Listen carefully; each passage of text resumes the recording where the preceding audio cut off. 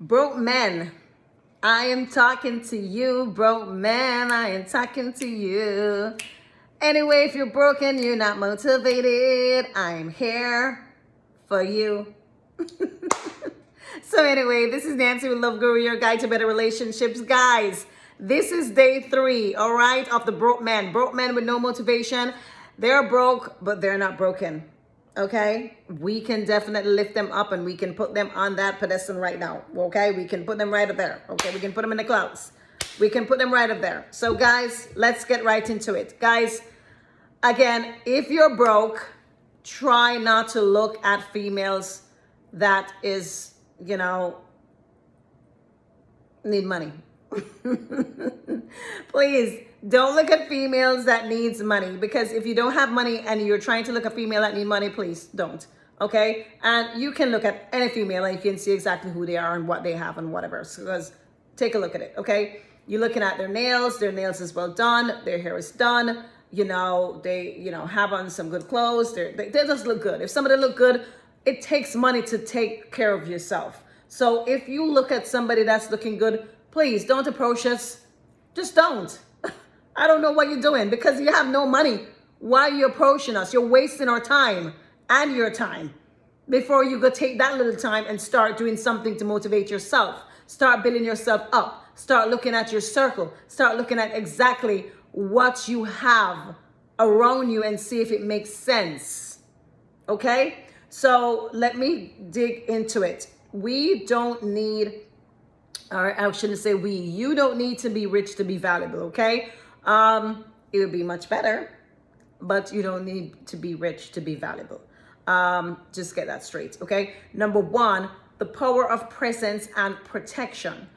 Now, it is so powerful for us female to feel like we are protected by her boo, her man, or husband, or somebody that we're dating. We want to always feel protected. Guys, we're not telling you to go there and start killing yourself. You see this man coming with a gun. Oh, let's run right into it. I mean, it would be, don't get me started. If you're protecting us, it can be good and bad, but I'm just saying that's not what I'm asking for. I don't want anybody to, kill themselves and whatever. I want for you to protect me though, because if somebody's harming me, there is something, troubling me, there's somebody saying some rude stuff. There are ways to diffuse stuff. You don't have to get physical, get into any crap where you have to think that your life is threatened. Okay? I don't ever want a man to be in that situation. I would say if it reached a husband situation and you're looking at a husband and you have your family, then of course you would have to protect your family. You have to protect your family at all costs. That's that's going to be your role. And there's different protection for different stages of of relationships. I don't expect this for somebody to be dating casually and you're going to take that 110% of protection. If something is coming in harm's way, you are going to put your and protect your family. Although it would be good for somebody that's dating that's do that, show that you really care and love the person. But it's gonna take time. If you're dating somebody for a month, few months, you really can't expect that, guys. Girls, I should say, you can't expect that from a guy. Okay, and when it gets to a few months, I still don't think you should expect that from a guy. When it gets to the point that you're gonna feel like you are a factor and you are getting engaged and you're gonna get married, well, now that road has changed. You have now come into the higher role of you protecting, your wife and your family if you have kids, to that higher standard that you should be holding yourself to protect them. Okay. But we need to be protected, and we need to feel that presence. You need to have that presence that is going to be there, that for Jamaican we say, at least to make sure it's not flying, I touch me and flying a pitch by me. But you want to make sure that you are going to make her feel so presently safe in when, in your relationship. She's not going to worry that, oh, he's not going to protect me. She's going to always feel safe. So the power of presence and protection is very, very, very, very, very important to a female. Okay. And of course your family. Number 2 is going to be what makes a man irresistible in love. Oh my God. I will tell you about myself. Okay. And maybe a lot of female can relate to me.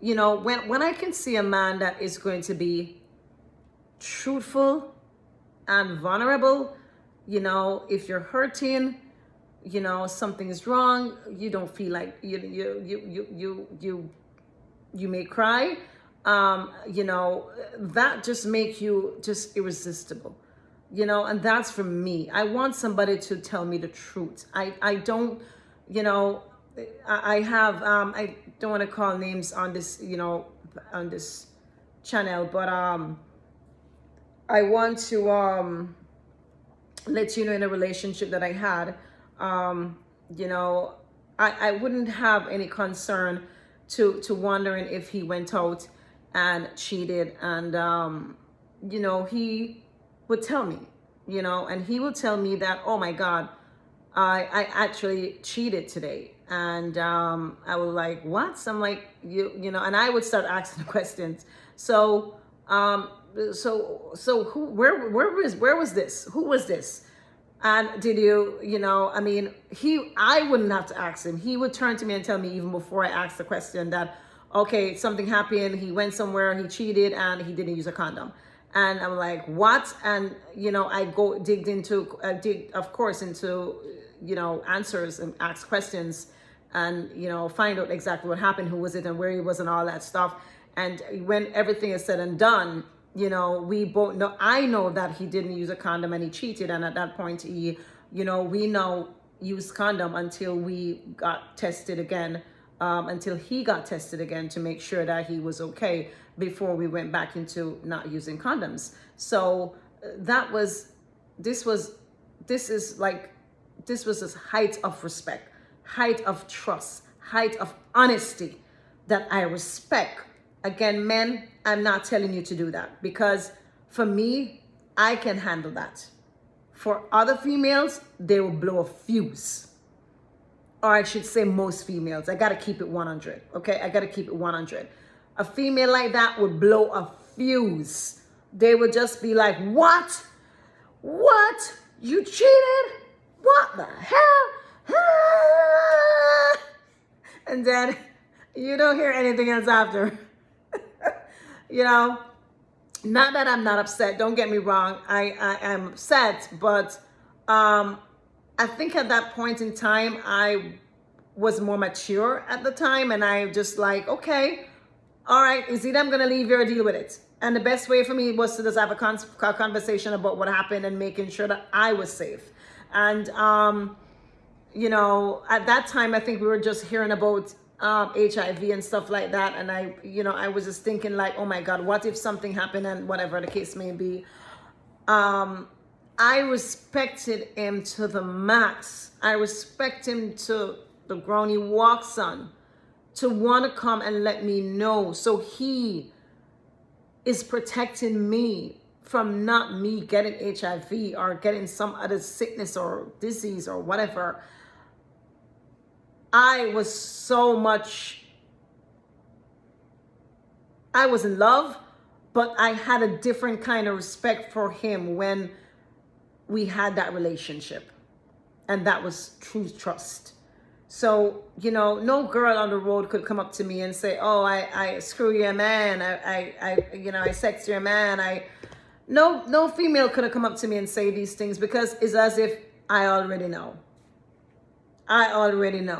And that, to me, made me feel a whole lot better when I stayed with him. I know it wasn't right, but no girl could have come up and say shit to me, because I already know. Really.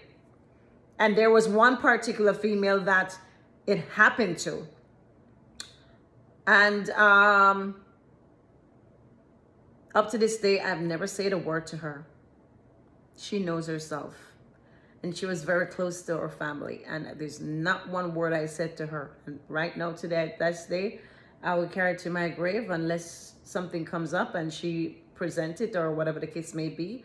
But, he told me about the situation and I was just floored. I was just floored. I was so, I was like looking at the person. I was like, God damn it. You really stoop to do something like this? That to me? And then I was looking at my man. I was like, God damn it. Couldn't you? Why you have to go there? But again, I'm looking at the two scenario. I'm looking at my man cheating and said, why you have to go there? I'm looking at her like, why did you even get into that situation? But again, I still went to my man and I look at him. I'm like, God damn it. I respect you for even coming to me and telling me this. And I feel 110% better. I kid you not. If I was upset about the situation, yes, I was. But the respect that I felt for him was so much greater and more lenient on his side versus her side for some reason. And not for some reason, because he told me. And I respected him for that. Okay? So, that I will say, no, this irresistible love that is there. Number 3, building emotional security when money is low. Okay, if there's a lot broke man, sometimes you may get in a rough, or you may have money today and you get broke tomorrow. There's so many things that you can do to still have that female feeling secure, still feeling protected, still feeling motivated, supported by her man, and she know that you're broke. But however, because you are a strong man and you don't make things kick you down and you stay down, you get back up and you start working again and you start making strides to get a job or something. And if she knows this, you can take your time and go through and make her still feel supported, motivated and everything, and that will be fine. So don't think because you're broke, your life is over. But if you're broke and stay broke, then your life is over. I'm just saying that. I don't know what you're going to do with your life, because you can't come looking at some female like me. Okay? So that's it. That's all I have for day 3. Guys, let me recap. Number 1 is going to be the power of presence and protection. Your presence and your protection is all we need the money too. So your presence and your protection is very important and one of the stuff that we need. We definitely need. Number 2 is going to be what makes a man irresistible in love. We need for you to be vulnerable with us. We need for you to, show your support. Treat us like a queen. Show us that you care for us and you will be irresistible loved.